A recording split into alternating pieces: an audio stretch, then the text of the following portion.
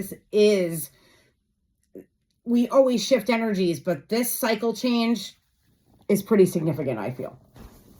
So 2025, as we know, adds up to 9. And 9 is the number of wisdom, charity, endings. Okay. But with that, the number 9 is this beautiful energy because it promises a new beginning.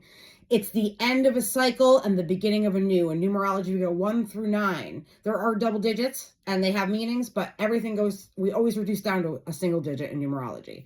So the number 9 always, this is a major change because this 9 is symbolizing a collective cycle end, which means all of us are experiencing some sort of energy coming in, closing out, completing, ending, letting go, right? And we've noticed in the number 9, if we hesitate against the let go, it can bring some suffering our way for sure. But it's a beautiful energy, and this energy provides so much wisdom as we go into the next cycle. Okay. In tarot, we have the world card, and the number 9 is very representational of the world card because it's the idea of the major arcana coming to an end, a completed cycle. And using all of that info and all of that wisdom and all of those things from the past 9 years, and then we're going to bring those into a new cycle, a beginning cycle, an opportunity to really use our wisdom to create a different flow of energy for ourselves. Okay. So that's the idea. And we're going to walk into 2026 into the number 10. Now, in numerology, you reduce down to 1. But when it comes to double digits, they have a more specific meaning. Okay. So we're going to go with the 10 as I talk about going from the 9 into the 10 or 1. Okay. But either way, the number 10 symbolizes the wheel, the turning of the wheel, the turning of the cycle, right? Because our existence, time is not linear. It's cycles. Repeating cycles, our seasons, repeating cycles, nature, earth, how earth operates, repeating cycles. We're a reflection of that nature, right? So we are about to end a cycle, begin anew. And they call it like the wheel of karma in the 10, right? If the last cycle, as we begin again, we're able to take that wisdom and change how we move in. We're turning the wheel. Okay. So let's talk about the month of December as we come to the end of this 9-year, right? And every month we have a collective energy monthly. We have a collective energy yearly, right? Our collective energy yearly is the number 9. This is not personal. This is collective, right? So we also have collective months. So the month of December collectively, right, comes to add up to a 21. Okay. So how do we get that? We add the number 12, the month to the numerology of the year, which is 9, right? We come up with 21. So I'm just going to show you, this is the book. This is my Bible book that I use. Dusty Bunker is amazing. She's written several books and she's just, she's amazing. And the information in this book this is how I've studied numerology. But what I want to say about the number 21 is in this book, we match up our astrology, our numerology, and our tarot. And the number 21, the temporary vibration of the number 21 is the world card, right? Which I just talked about how the number 21, the world card is the idea of completion. And we happen to be in that number vibration collectively for the month of December at the end of a 9-year. Look at that flow, right? So what does that mean for the month of December? Like, what are we talking about here? So this number offers the idea of how the old changes, making way for the new. Okay? Things will be revealed. Things will also come to an end because of the number 9, but they end because it's making way for brand new energy to come flowing into you. Let me give you an example. Thanksgiving night, I totaled my car. It was my fault. So, and I had to take accountability and responsibility for that. And I did. Luckily for me, I have insurance to cover most of my situations. And, I was a little disappointed because my car, I loved my car. It was the first car that I owned in my life that I actually loved. I had an attachment to. It served me so well. It was such a good car. Everything about it, I loved it. And it really provided so much stability for me.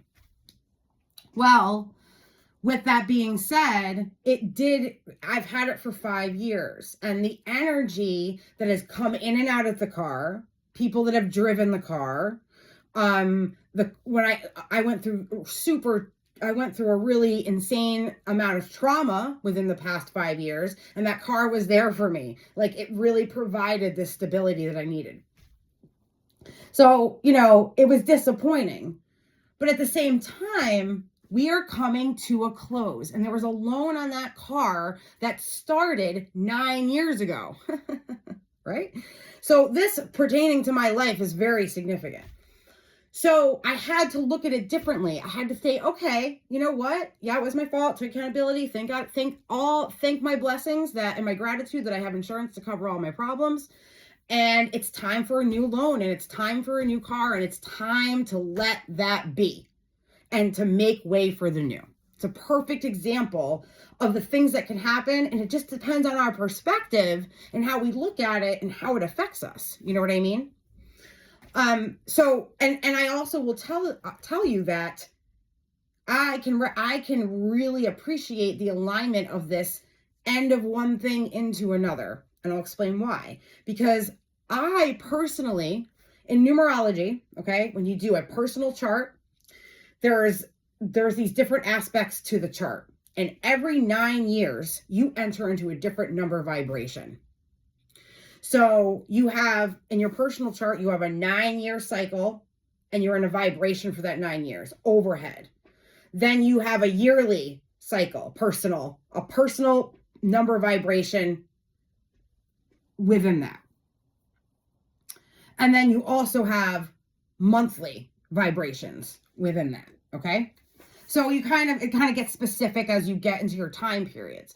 Well, for the past 18 years, I've been in a 5 numerology, 5 energy for the past 18 years. On my birthday this year, I started a brand new 9-year cycle in a 3 number vibration.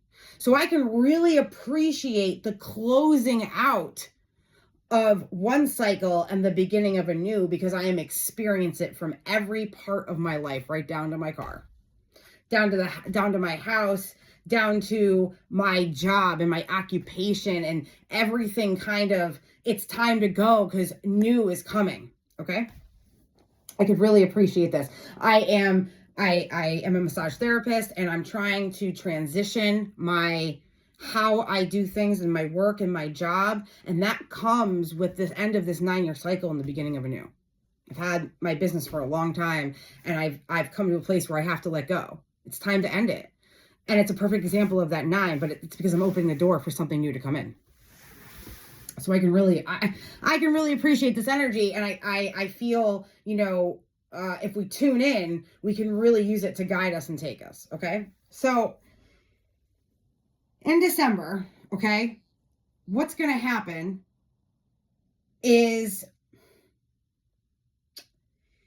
this is a period of reward because of the World card. The World card in the tarot, we take it from the Fool to the World. The Fool has completed his journey at the World. Okay? He's completed his journey. And with that, in the month of December, you understand why things are coming to an end. You are able to let go.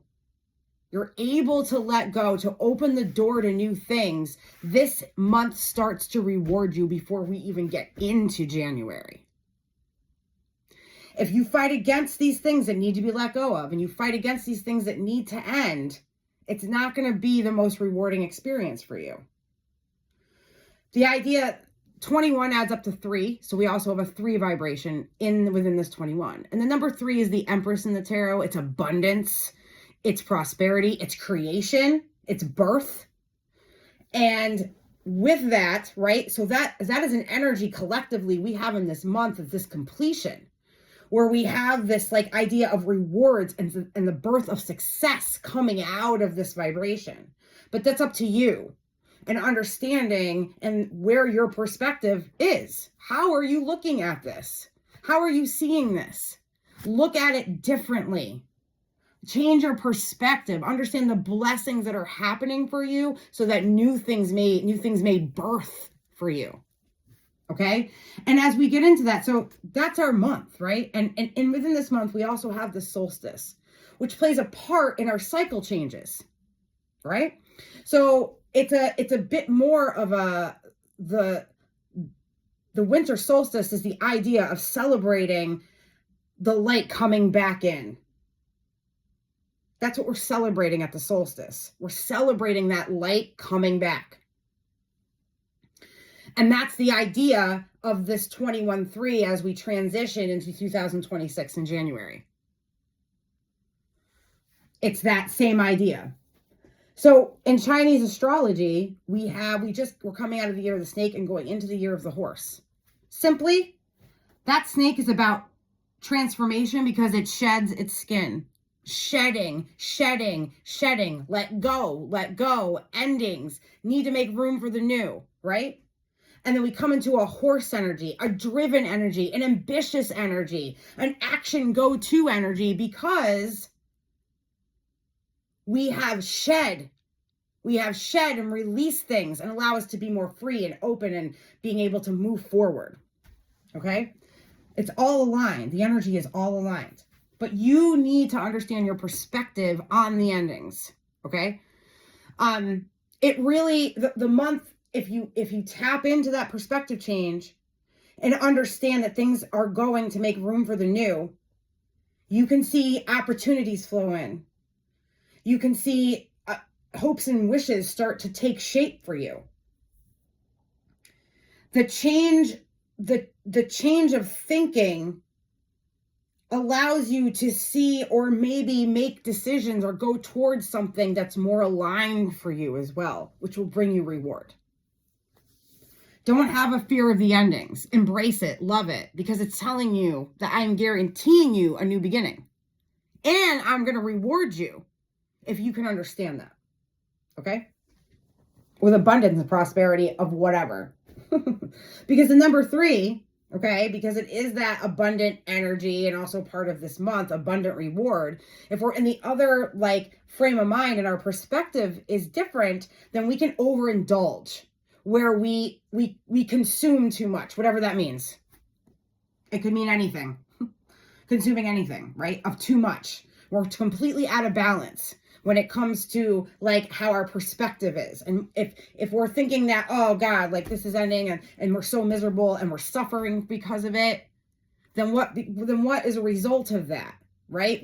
More suffering comes down the road, or we may overindulge in things that make us feel better instead of like looking at what's happening, feeling the pain of what's happening. Don't get me wrong. We got to feel it. We got to feel the pain. But I heard something yesterday, and I can't quote the person because I don't know who it was, but that the idea of like understanding that we can feel the pain. We can feel the pain, but we shouldn't suffer from it. Which means that we're going through emotional pain. Feeling it is necessary, and we should not try to not feel it. Feel it, let it be. But we should not allow it to let us suffer continuously. It's accepting both the dark and the light balance of that idea. So if an ending is harsh, that's the way it should be, and it's okay to feel that, and it's okay to be in that energy, but we shouldn't suffer in it, right? So the ending may be sad. Like, my car just got towed out today. I cried, not gonna lie. I cried. But I know I'm not gonna suffer because I know that it's providing me with a new beginning. Okay? So as we get into January and we get in 2026, which equals to a 10, which reduces down to a 1. So it's a 10-1 year. The Wheel of Fortune is the 10. 1 is a new beginning. 1 is the magician. Okay. And so when we get to January, we add the 10 to the 1. What do we get? We get 11. That reduces down to 2. Okay. So what does the 11 mean after coming out of an ending year, right? We have wisdom coming to the end of this 9-year cycle as a collective. Wisdom. We've learned a lot.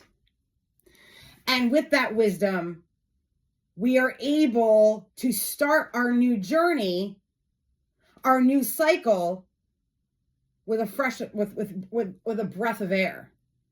Okay? Hopeful, being hopeful. Excited to see what's going to come, not knowing, just excited to see what's going to happen. That's why these numbers are not predictive, they're guiding. I don't know what's going to happen, but these are the things that could be happening, and this is how we guide through it. So the number 11, okay, which is is a lot of people's numbers, but for me personally, it's very personal to me. But the number 11, it's like number one thing is that it will bring some sort of like obstacle or challenge the 11. And what happens is when it does that, it prevents us. The 11 energy presents it because it wants you to overcome it. It's a testing and challenging period. Okay? But since it's a master number, if you keep this perspective change and you're able to see the blessings and the gratitude and the things that are happening as we take a step off into January, the number 11 will provide you with accomplishment inside of this new beginning energy. Master numbers offer master accomplishments. I quote the book. But it's the truth. So with your perspective change, you are able to really take on the energy in January in such a different way, in a very helpful way. And again, you'll be rewarded. Very similar energies between the 21 and the 11. You'll be rewarded. And we as a collective get to begin a new cycle.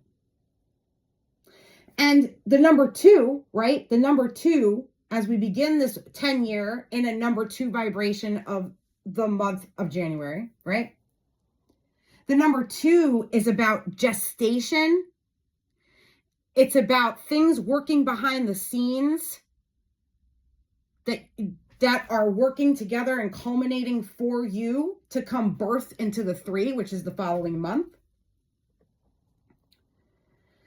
And the number 2 is about union. What the number 2 is about, it's about a seed in a soil, gestation. It's the idea of people coming together, union of the collective, and they are piecing together an idea that then bursts in the 3. So on a collective level, right, our challenge or our obstacle may be the patience of waiting to see what our new beginning begins to put into action for us as we go into February. So the challenge of the 11 of January is the idea of being able to have patience and allow the seed to feed in the soil until the number 3 comes, which is about birth. And it's about that seed in that soil providing so much that the sprout grows. The sprout comes out of the seed. But we need patience for that to happen. It just doesn't happen. There's a process in that. And we need to have patience, and we need to allow the ideas to piece together. And they don't actually show their whole detail until we get into the February of the following month, right? So really, like, you can see how this process is. We're coming to the end. We're coming to the end of a 9-year cycle collectively, when in December, we're going to see the completion and the reward of us seeing the perspective of letting go and knowing that new things are coming and allowing the old to go and the past 9 years to just release it. Just, you know what I mean? And we get rewarded. We get rewarded for that. And the number 3 is going to bring a creation of an idea, a creation of something for you collectively. And then as we transition from the 9 into that fresh new energy, we're going to be presented with the idea of patience with the things that are happening around us, patience, so that we can see how much more can come to us in the month of February, but we need to be patient in January. And it's hibernation, you know what I mean? It's hibernation time. So it's a good time to do that. And within that patience, within that time period of patience in the number 11, it can also reward you with like really these epiphanies and these aha moments and these like, aha, you know, which then may be really beneficial as we continue on and begin in a brand new cycle collectively. So that's the numerology going forward.